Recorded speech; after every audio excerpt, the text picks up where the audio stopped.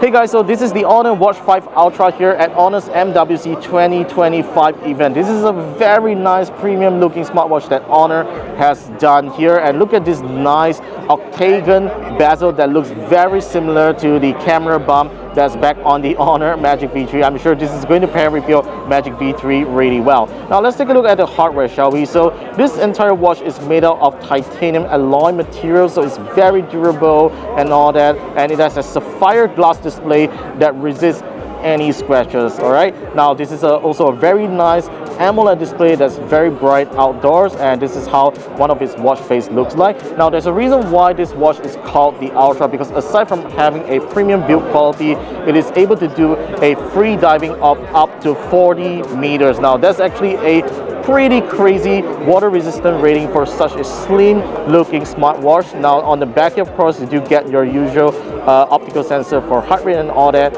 And in terms of battery life, Honor says that it can last up to 15 days on a single charge. Now, like in this event, Honor mentioned there's a lot of AI stuff going on here, and of course this watch also comes with AI health management, which of course we're not able to trial and all that, but there's just a couple of cool things here, like this widgets here showing you like your health status and like your health goals, and this is a pretty nice weather widget we're seeing here.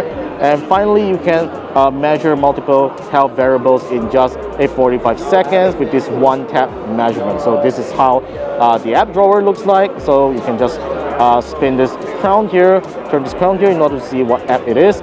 And look at the detail on this crown here. It has this "Designed by Honor" text here.